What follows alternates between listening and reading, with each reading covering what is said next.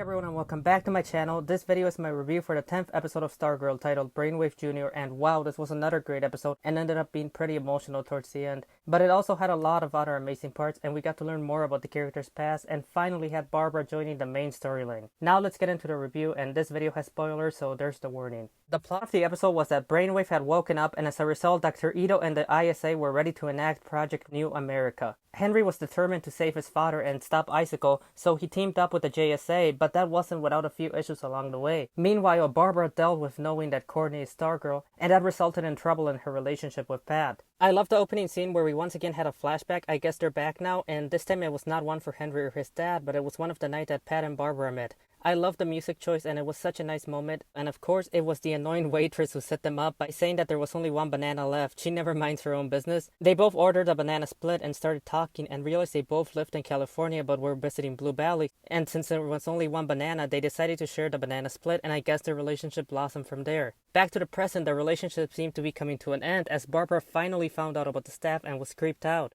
Courtney didn't make things easier because she first tried to cover up with lies, and then she wouldn't let Pat speak and was once again saying that Starman was her father, and that Jordan tried to kill him. This just makes Pat look even worse because obviously Barbara thinks that he's the one telling her these lies to get her to work with him. But this scene had some great acting from Amy Smart, like for example when she yelled at Courtney, that felt so real and emotional. Courtney got sent to her room while Barbara argued with Pat, and even though he showed her some pictures, she still thought everything was ridiculous. At first I thought she was acting like Felicity Smoke when Oliver didn't tell her about William, and she was overreacting, but actually unlike Felicity, Barbara was completely justified to react this way because unlike William, Courtney is her daughter, who Pat is putting in danger without telling her about it when he's supposed to be her husband that she can trust. They kept arguing and Barbara told Pat to get out, so Pat was going to leave and go sleep at the garage, but then Mike came to talk to him. I love the scene. It was one of Mike's best scenes and I'm glad we got a moment with just the two of them. Mike told Pat he was going to go with him and went to get his stuff, but while Courtney was up in her room, the staff came to get her, but surprisingly she didn't listen to it this time. She's finally learning, but as a result the staff went out on its own. That was a bit weird. It stopped at the garage where it pointed at a picture of Icicle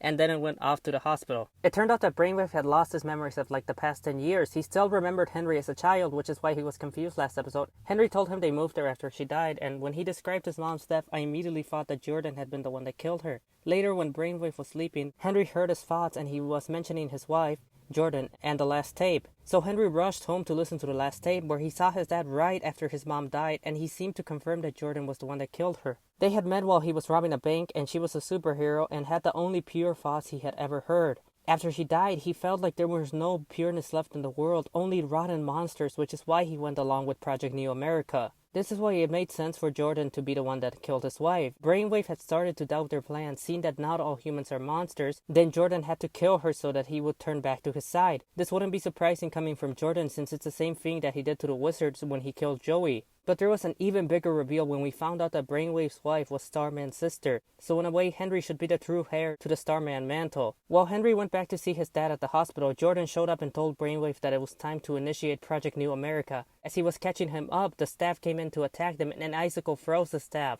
I'm actually getting tired of the staff getting captured and hurt every single episode, but nothing ever happens to it. Icicle froze it and Cindy and Sportsmaster also tried to destroy it, but it's always fine. But Icicle took it hostage, and as they were leaving, Henry was going into a hospital and hid from them. Here I was confused on whether Brainwave didn't see him or if he heard him or detected him and just chose not to tell Jordan. The next morning, Barbara told Courtney that they were leaving Blue Valley, so Courtney rushed to the garage to tell Pat and to ask if he had her staff because she noticed it was missing. Pat didn't have it and didn't want Courtney going after it and seemed to agree that she had to stop being Stargirl. After Pat left, Mike came to ask Courtney what was going on, but she wouldn't tell him, and then he said that siblings tell each other everything. I know everyone has different experiences, but that line really didn't feel realistic at all to me, and it just makes Mike sound really naive. I get he's never had a sibling before, so maybe he was excited about this, but I feel like the line was mostly put in because of Jeff John's own relationship with his sister. While she was walking home, Henry yelled out to Courtney, so she went over, and when they touched, she was able to see his memories. This led Courtney to realize that Starman was Henry's uncle, so now she thought that they were cousins and she agreed to help save his dad and the staff.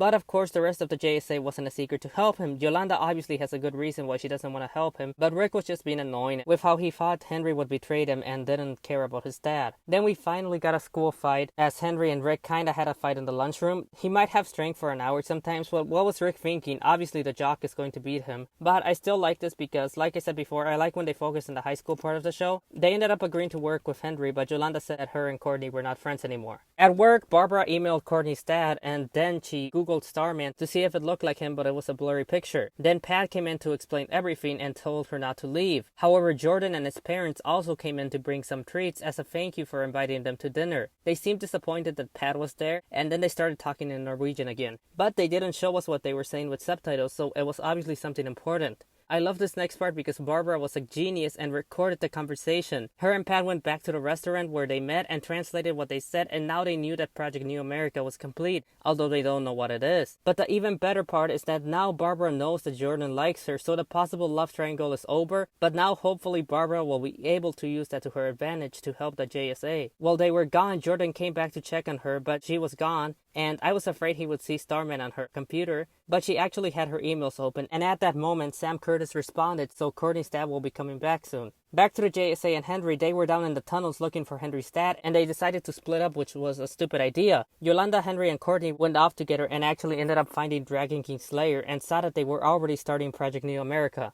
Then I love when Cindy noticed them and started yelling, "She's here! That bitch is here!" to her dad. And while Cindy wanted to be the one to fight and kill her, it was actually Dragon King who fought Courtney while Yolanda and Henry fought his minions. And Cindy kept on yelling the whole time. This was one of the best fight scenes of the show. The one in Shift Part 1 is still the best, but this is probably the second best one. I especially love seeing Yolanda actually being a good fighter. She was such a badass in the scene. And we finally saw Courtney fighting without the staff helping her. The only disappointment was that it ended quickly when Yolanda released the staff and Courtney was able to beat Dragon King. But then we finally got to see his dragon form. I just wish they wouldn't have spoiled that in the trailer, so it would have been a cooler moment. Then Henry tried to free his dad and get him out of there, but his dad revealed that he had never changed. His wife was not changing him. He was still the same evil man he had always been, and now they had to run off without him. While they were fighting Dragon King, Rick and Beth found Grundy's cell, and stupid Rick decided to try to release him to get revenge for his parents' death. I can't stand Rick. He's the most annoying character on the show now. I understand he's hurt, but he's so stupid. He didn't even realize he could have turned the lock instead of trying to pull on the door. Now I'm guessing Grundy's gonna end up escaping thanks to him, and that's why he was fighting Stripe in the trailer. But yeah, Rick is stupid. Grundy was obviously in there for a reason, but once the others arrived, they were being followed by the minions, and they all ran off until they couldn't go through because there was a gate in the way. Rick opened the bars so they could cross, but Henry wasn't able to before his dad arrived, which is when he had a Darth Vader moment, as Brainwave said that he was the one that killed the mom, not Jordan. Then they kind of had a fight, but Brainwave revealed that he would do the same thing again and decided he was gonna kill Henry. This was such an emotional scene. Everyone was trying to open the gate, but Brainwave wouldn't let them. Even Yolanda was trying to help. The scene was even better thanks to the performance by Jake Austin Walker, and he actually apologized to Yolanda, and then he said that people do change right before his death when the tunnel collapsed on top of him. This was such a sad scene. My only problem was that it took way too long for it to happen. Why was Brainwave giving him time to say goodbye? Since it was taking so long, I was hoping Henry would make some type of force field to save him, but he might be too weak. But this was still such a sad scene. Henry had such a good redemption arc, and now both Joey and Henry are dead. I kinda hope their classmates are suspicious because it's weird that 2 kids have died and Cindy disappeared. But we didn't see a body, so they better pull a Khalil and have Dragon King take his body and turn him into a brainwashed minion like Odell did to Khalil when he turned him into Painkiller. So at least he could stay on the show and be redeemed later on. But then again, it would ruin this amazing death scene. Overall, this was a great episode. I love the focus on the JSA, and I'm so glad Barbara is working with them now, and she was great in the episode. Amy Smart was being wasted up until now. Hopefully Mike will find out soon because he's already been suspicious, and I would love for the whole family to be involved in this, like the Pierce family in Black Lightning. The episode also has such a great fight scene and great performances from Amy Smart and Jake Austin Walker. But I did have a few problems. I pointed out one during Henry's death, but the other one is that they ignored the fact that Henry had killed someone last episode. He did end up proving his dad wrong about humans being monsters and not being able to change, but he still killed someone, and that didn't seem to affect him at all throughout the episode. So I think I will give this episode an 8.5 out of 10. Well, that's it for this video. If you enjoyed this video, please leave a like and subscribe for similar content. I do videos on the show along with the 100. Leave your thoughts in the comments and have a good day. Thanks for watching. Goodbye.